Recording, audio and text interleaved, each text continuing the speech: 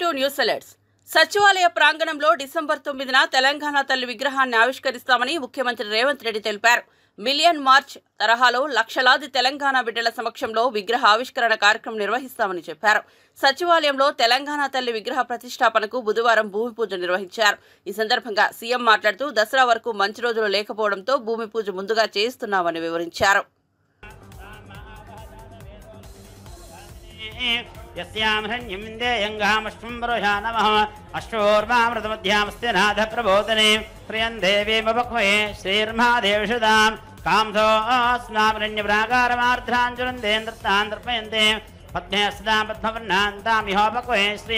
చంద్రాం ప్రభాసాం షదాజ్వలంతేం శ్రియం లోకే దేవస్తావధారా.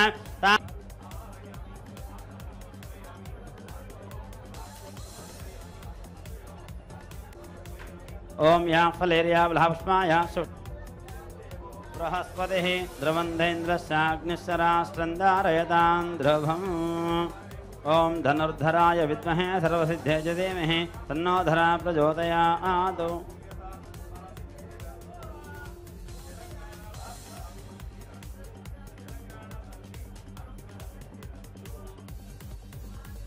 ओम ओषधे संबंधे सोमेन दाराज्ञा यस्मे करोति ब्राह्मः सगुण राजन् वारयामसे. ओम हिरण्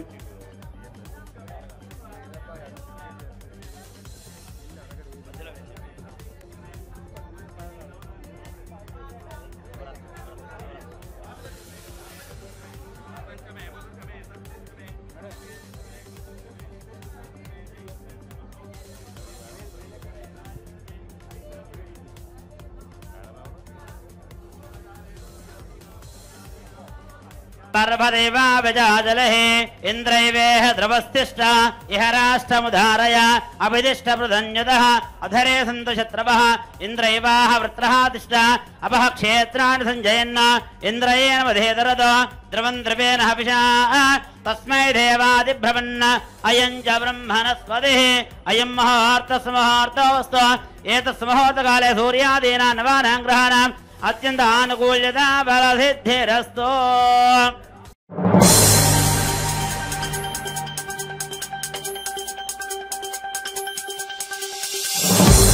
18 ఏళ్లు నేను రాజకీయాల్లో ఉన్నా.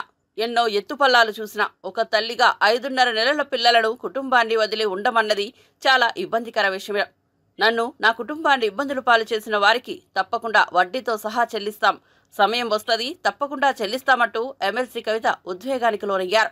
నేను తెలంగాణ బిడ్డను, కేసీఆర్ బిడ్డను, నేను తప్పు చేసే ప్రసక్తే లేదు, నేను మొండిదాన్ని, అనవసరంగా జైలుకు పంపి నన్ను జగమ్మొండిని చేసిండ్రు అంటూ ఉవికి వస్తున్న కన్నీళ్లను ఉగ్గుపట్టుకొని మాట్లాడారు.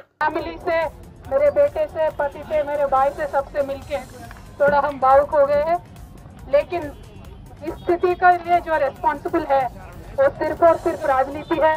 आप सभी जानते हो, पूरा देश जानता है, सिर्फ राजनीति के वजह से हमें जेल में डाला गया है. हमारा कोई गलती नहीं है और ये जरूर हम फाइटर है, हम लड़ेंगे, हम अपने आप को बिल्कुल बेगुनाह साबित करेंगे. Thank you so much. जय तेलंगाना.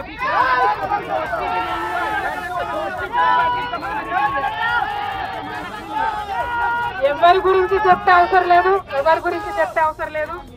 మనము, నేను తెలంగాణ బిడ్డను, నేను కేసీఆర్ బిడ్డను, నేను తప్పు చేసే ప్రసక్తే లేదు. నేను మొండిదాన్ని, మంచిదాన్ని, అనవసరంగా జైలుకు పంపి నన్ను జగమొండిని చేసిండ్రు. ఇంకా ప్రజాక్షేత్రంలో గట్టిగా పనిచేస్తాం, కమిట్మెంట్ తో పనిచేస్తాం, అందరితో కూడా నిలబడి ఉంటామని తెలియజేస్తున్నాం. We were always tough, we are fighters, we will fight it out legally, we will fight it out politically. We were always tough. By sending us to jail illegally, they only made BRS and KCR's team unbreakable. Thank you. Jai Telangana, Jai Hind. Jai Telangana. Jai Telangana. Jai Telangana. అందరికీ నమస్కారం. 5.5 నెలల తర్వాత మీ అందరినీ కలవడం చాలా సంతోషం. ఇవాళ ఇక్కడికి వచ్చినటువంటి టీఆర్ఎస్ పార్టీ కార్యకర్తలకు అందరికీ మీడియా మిత్రులకు హృదయపూర్వకంగా నమస్కారాలు. పద్దెనిమిది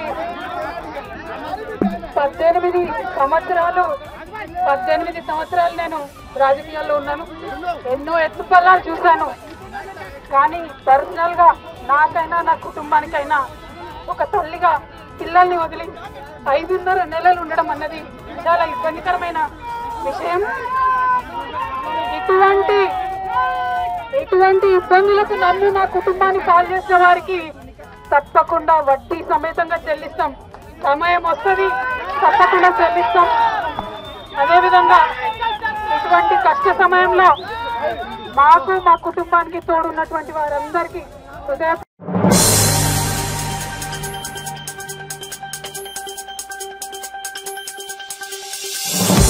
ఏపీ సీఎం చంద్రబాబు అధ్యక్షతన కేబినెట్ భేటీ జరిగింది.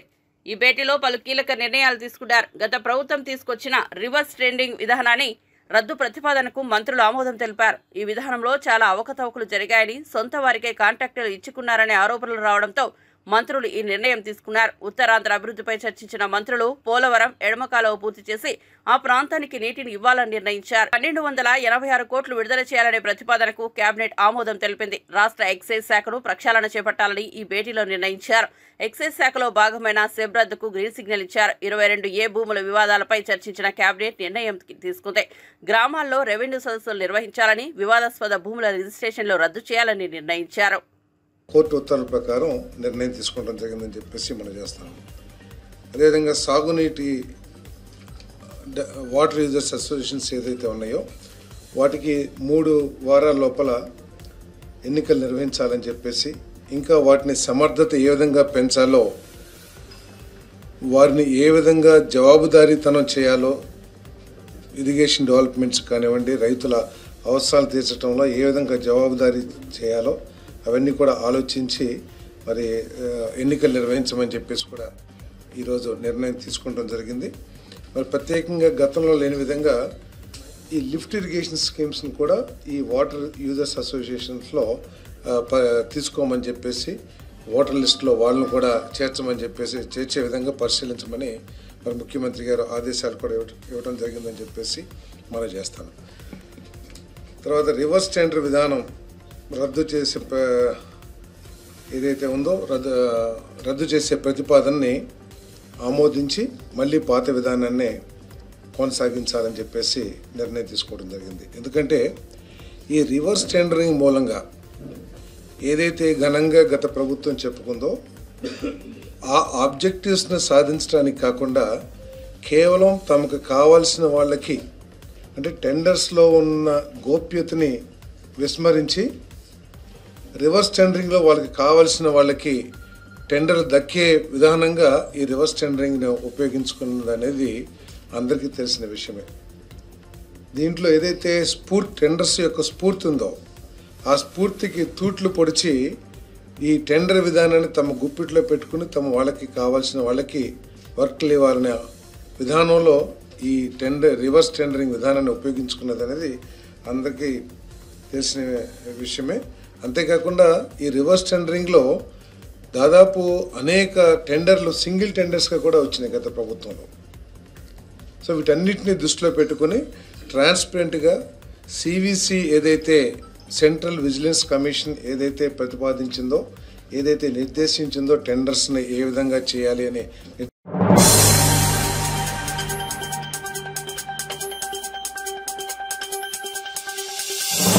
ఏపీ అభివృద్ధికి కేంద్ర ప్రభుత్వం కట్టుబడి ఉందని కేంద్ర మంత్రి రామ్మోహన్ నాయుడు అన్నారు. ఓర్వకల్లు, కొప్పర్తికి పారిశ్రామిక స్మార్ట్ సిటీలను ఆమోదం తెలిపినట్లు చెప్పారు. బుధవారం న్యూఢిల్లీలో రామ్మోహన్ నాయుడు మీడియాతో మాట్లాడుతూ, అలాగే కూటమిలోకి ఏ పార్టీ లీడర్లు వచ్చినా ఆహ్వానిస్తామన్నారు. రావాలనుకునే వాళ్ళు తప్పకుండా ప్రస్తుత పదవికి రాజీనామా చేసే రావాలన్నారు. ఓర్వకల్లు, కొప్పర్తికి పారిశ్రామిక స్మార్ట్ సిటీలు మంజూరు చేసినట్లు వెల్లడించారు. హైదరాబాద్, బెంగళూరు, విశాఖ, చెన్నై కారిడార్లను అప్గ్రేడ్ చేస్తామని తెలిపారు. పోలవరానికి త్వరలో 12,000 కోట్లు తెచ్చేందుకు ఒప్పందం జరుగుతుందని, ఏపీకి వివిధ రకాల పరిశ్రమలు వచ్చేలా కేంద్రం సహకరిస్తోందని వివరించారు. జాబ్ క్రియేషన్ ఎంత ముఖ్యమైనటువంటిదో, ఎకనామిక్ యాక్టివిటీ పెంపొందించాల్సినటువంటి అవసరం ఎంత ఉందో మనం అందరికీ కూడా తెలిసినటువంటి విషయమే. అందుకనే ప్రత్యేకంగా ఈ యొక్క ఓర్వకల్లు నోడ్ను కూడా సెలెక్ట్ చేసి మరి ఇక్కడ అభివృద్ధి చేయడానికి కేంద్ర ప్రభుత్వం ద్వారా రాష్ట్ర సహకారంతో దీనికి కూడా శ్రీకారం చుట్టడం జరుగుతుంది. మరొక నోడ్ మనకి కొప్పర్తిలో ఏర్పాటు చేస్తున్నాం. కడప జిల్లాలో కొప్పర్తి విశాఖపట్నం చెన్నై ఇండస్ట్రియల్ కారిడార్లో వస్తుంది. ఈ యొక్క నోడ్ కోసం సుమారు 2595 ఎకరాలు దీనికి కూడా కేటాయించడం జరిగింది. మరి ఈ యొక్క కార్యక్రమం ద్వారా ఇక్కడ NICDIT ద్వారా సుమారు 2137 కోట్ల రూపాయలు ఈ యొక్క కొప్పర్తి నోడ్లో ప్రభుత్వం ఖర్చు పెట్టి అక్కడ ఇన్ఫ్రాస్ట్రక్చర్ అంతా కూడా చేయడం జరుగుతుంది.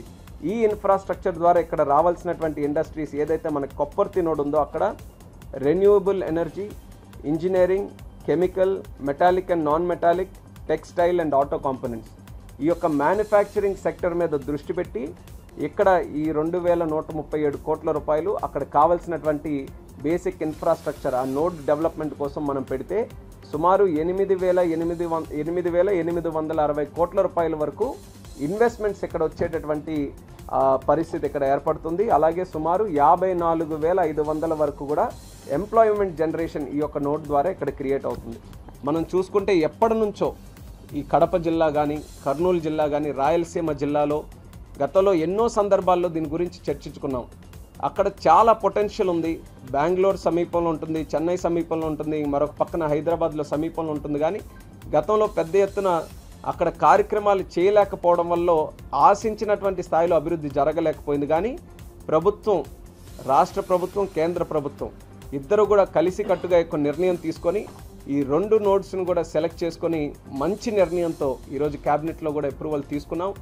ఇది ఎలా సాధ్యమైందంటే డబుల్ ఇంజిన్ గ్రోత్ తాలూకా ఇది ఒక రిజల్ట్ అనేది కూడా మనం చెప్పుకోవాలి. ఆంధ్రప్రదేశ్ రాష్ట్రంలో ఎన్నికల్లో చంద్రబాబు నాయుడు గారిని, అలాగే మరొక పక్కన నరేంద్ర మోదీ గారిని, మరి పవన్ కళ్యాణ్ గారిని, వీళ్ళ ముగ్గురు తాలూకా నాయకత్వాన్ని ఏ రకంగా ఆశీర్వదించి భారీ మెజారిటీతో గెలిపించారో మనం అందరం కూడా చూసాం. అది గెలుపుకి కారణం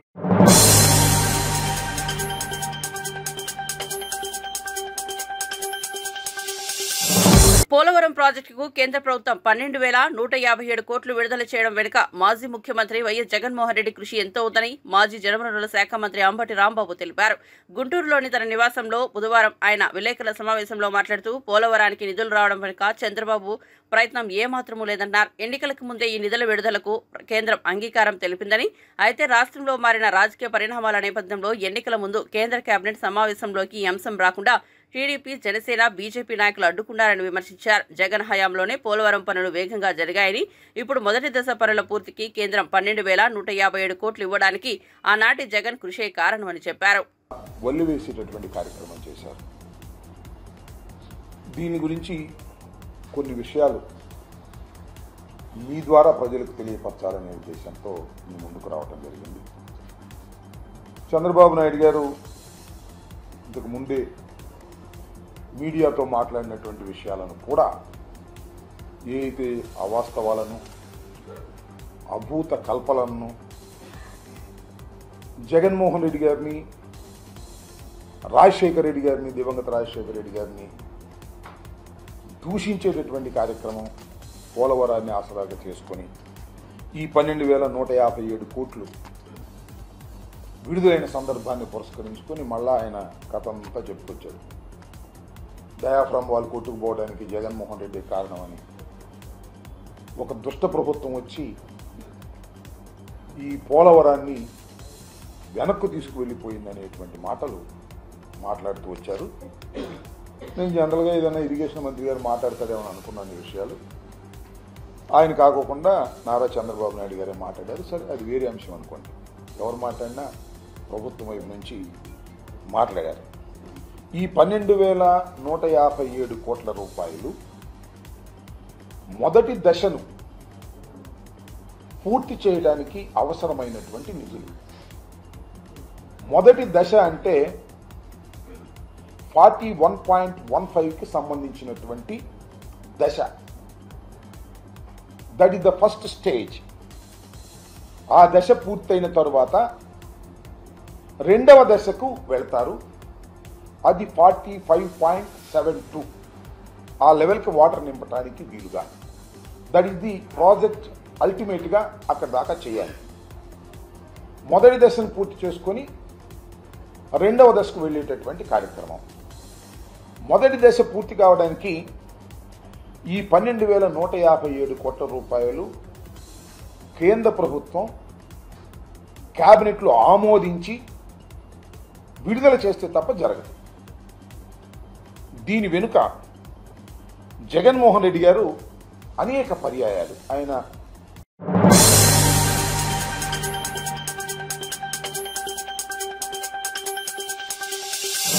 మాధవీలత ముస్లిం ముసుగులో ఎంఐఎం దాడులు చేస్తోందని బీజేపీ మహిళా నాయకురాలు మాధవీలత అన్నారు. హైదరాబాద్ లో నిర్వహించిన మీడియా సమావేశంలో ఆమె మాట్లాడుతూ మళ్లీ దాడులు జరిగితే తనలో భద్రకాలని చూస్తారని, సీఎం రేవంత్ రెడ్డి హైడ్రా పేరుతో మంచి పని చేస్తున్నారని, అసద్ అక్బరుద్దీన్ కూడా భూ కబ్జాలు చేశారన్నారు. చాలా ప్రాంతాల్లో వర్క్ బోర్డు భూములు కబ్జాకు గురయ్యారని పేర్కొన్నారు. అంటే బండికి ఒక మనిషి వేసుకోండి చాలు, పోని ఇద్దరొద్దు. ఇద్దరిని వేసుకుంటే 40 మంది, ఒక్కళ్ళని వేసుకుంటే 20 మంది దుండగులు ఎంఐఎం వాళ్ళు వచ్చి ఆ రక్షాపురం మెయిన్ రోడ్ చౌరస్తా మీద అమ్మవారి గుడి ఉంది, ఊరి పొలిమేర దేవత గుడి. అలా 2 విగ్రహాలు ఉంటాయి, జంట విగ్రహాలు. ఒకటి భూలక్ష్మి అమ్మవారు, ఒకటి నల్లపోచమ్మ అమ్మవారు. ఒక పెద్ద బండరాయి తోటి ఆ తాళం పగలగొట్టి లోపలికి వెళ్ళి ఎంఐఎం దుండగులు అమ్మవారి భూలక్ష్మి తల విరగ్గొట్టేసి ఇంకొక అమ్మవారిని నడుము దగ్గర నుంచి విరగ్గొట్టేసి ఆ రాయి అక్కడ పడేసి వెళ్ళిపోయారు. ఆ వెళ్ళిపోయే వాళ్లకు మనం ఇంత హోంగార్డులు పోలీసులు మన సంరక్షణకున్నారు అని మనము మభ్యపడుతూ ఉంటాం. కానీ ఆజం అనే ఒక home guard driver, patrolling vehicle driver వీళ్లను సురక్షితంగా అక్కడి నుంచి తరలించేశాడు. తమాషా ఏమిటి అంటే ఇది కేవలం ఒక 50 గజాల దూరంలో మాత్రమే ఉంది రక్షాపురం పోలీస్ స్టేషన్ కి. 50 గజాల దూరంలో ఉంటే గుడి పక్కననే 3 కెమెరాలు ఉన్నాయి. ఎంఏ జ్యువెలర్స్ ముందు కూడా ఒక కెమెరా ఉంది. ఈ దుండగులు పరిగెత్తుకుంటూ వెళ్లి ఆజమనే హోంగార్డ్ డ్రైవర్ వాళ్ళని తరలిస్తే వాడు ఎంఏ జ్యువెలర్స్ సందులో నుంచి వెళ్ళిపోయారు. వాళ్ళు ఇంత అరాచకాన్ని పెట్టుకొని, ఆశ్చర్యకరమైన విషయం ఏంటంటే ఒక పిచ్చోడిని తీసుకొని వచ్చి, ఎంత నిర్దాక్షిణ్యం చూడండి. పిచ్చోడిని తీసుకొచ్చి, నిజంగా వాడు పిచ్చోడే అనుకోండి, ఆ తల్లి ఏడుస్తోంది. ఏడ్చే తల్లికి హిందూ తల్లి ముస్లిం తల్లి ఉండదు ఇక్కడ. ఆ తల్లి ఏడుస్తోంది, పిచ్చోడు నా కొడుకు వాడు ఏం చేయగలుగుతాడని. నిజమే కదా? అంటే పిచ్చోడు ఇంత పర్ఫెక్ట్ గా అడ్రస్ ఎత్తుక్కొని ముందు ఉన్న షాపులు ఏమి పగలగొట్టకుండా చాలా తెలివిగా ఏదో ఒక చోట ట్రైనింగ్ వచ్చినట్టుగా వాడు తాళం మాత్రమే పగలగొట్టి వాడితో పాటు ఇంకొక 7 మంది ఉన్నారని నిన్న ఒప్పుకున్నారు. ఈ 7 మంది తలకాయలు పగలగొట్టకుండా చూడండి ఆ పిచ్చోడికి ఎంత చక్కటి ట్రైనింగ్ ఉందో మరి పాపం. అమ్మవారి గుడిలోకి వెళ్లి కేవలం అమ్మవారి విగ్రహాలను మాత్రమే తుణాతుణుకలు చేసి లోపల దేవాలయాన్ని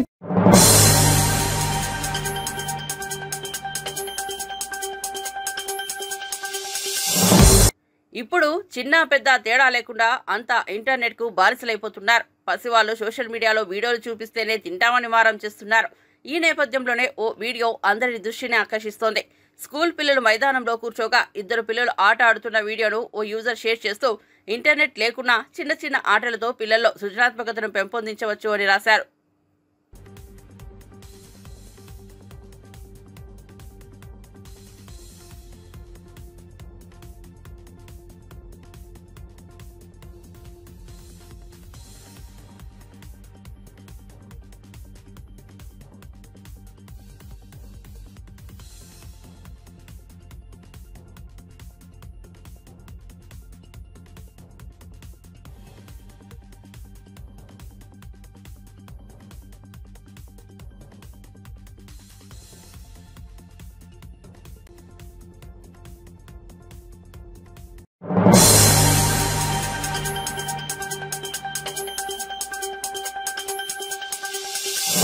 మంత్రి పొన్నం ప్రభాకర్ బుధవారం వేములవాడ రాజన్నను దర్శించుకున్నారు. బుధవారం ఆయన ప్రభుత్వ విప్ ఆది శ్రీనివాస్తో కలిసి వేములవాడ శ్రీ రాజరాజేశ్వర స్వామి వారిని దర్శించుకుని ప్రత్యేక పూజలు నిర్వహించారు.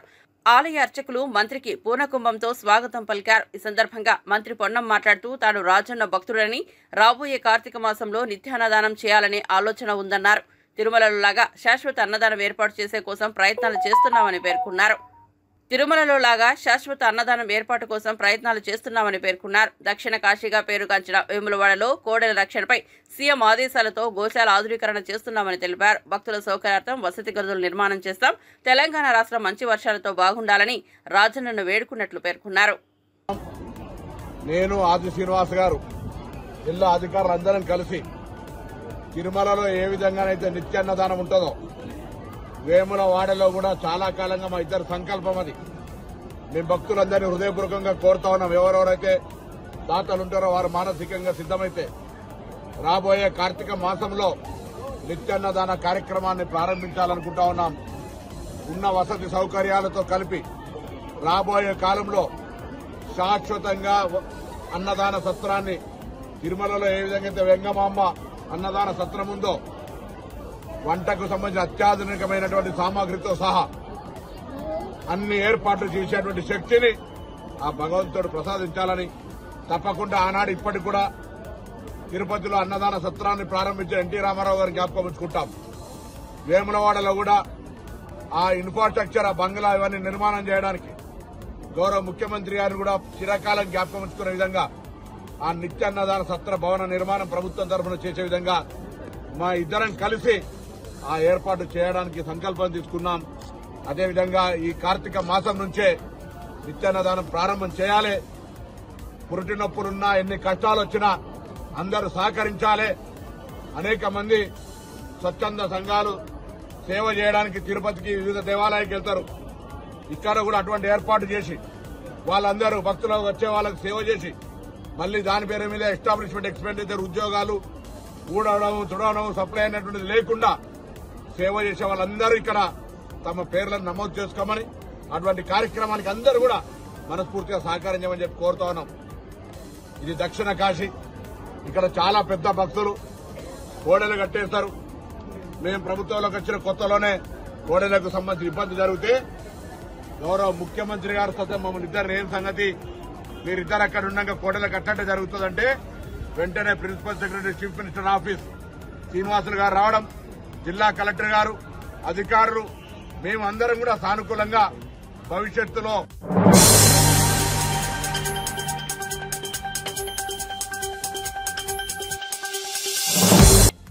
తెర వెనుక బీజేపీ బీఆర్ఎస్ ఒకటేనని, ఎన్నికలప్పుడే డ్రామాలు ఆడతారని టీపీసీసీ మీడియా కమిటీ చైర్మన్ సామా రామ్మోహన్ రెడ్డి అన్నారు. కవిత విడుదలపై స్పందిస్తూ సోషల్ మీడియాలో వీడియో విడుదల చేసిన ఆయన బీజేపీ బీఆర్ఎస్ లపై విరుచుకుపడ్డారు. ఢిల్లీలో జరిగిన మద్యం కుంభకోణంలో భాగంగా కవిత అరెస్టు జరిగిందే తప్ప బీజేపీ బీఆర్ఎస్ చేసిన అక్రమాలపై చర్యలు తీసుకోబోదని తెలిపారు. గత 10 ఏళ్లుగా రాష్ట్ర వనరులను కొల్లగొట్టిన బీఆర్ఎస్ నాయకుల మీద బీజేపీ ఏ రోజు కూడా చర్యలు తీసుకోలేదని మండిపడ్డారు.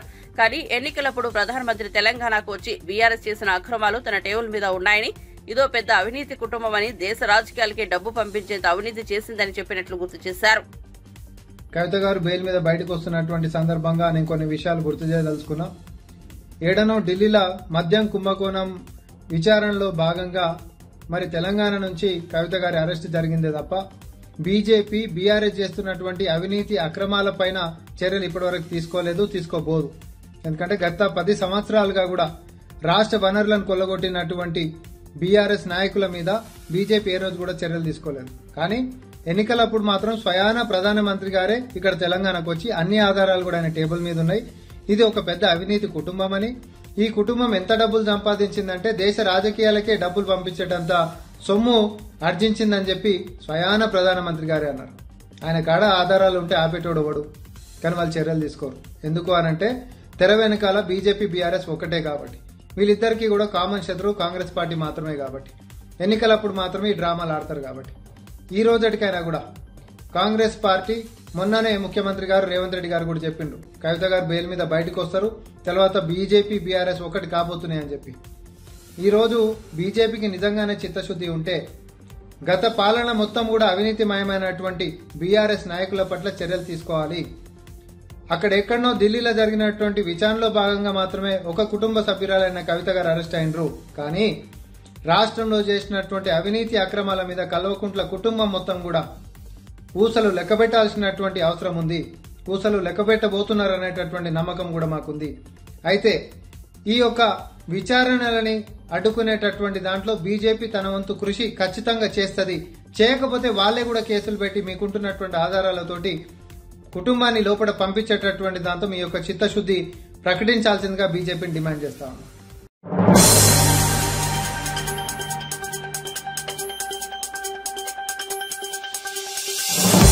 అల్లు వారసుడు ఐకాన్ స్టార్ అల్లు అర్జున్ పై జనసేన నేతలు విరుచుకుపడుతున్నారు. ఒకరి వెంట మరొకరు మీడియా ముందుకొచ్చి మాటలు తుల్లుతున్నారు.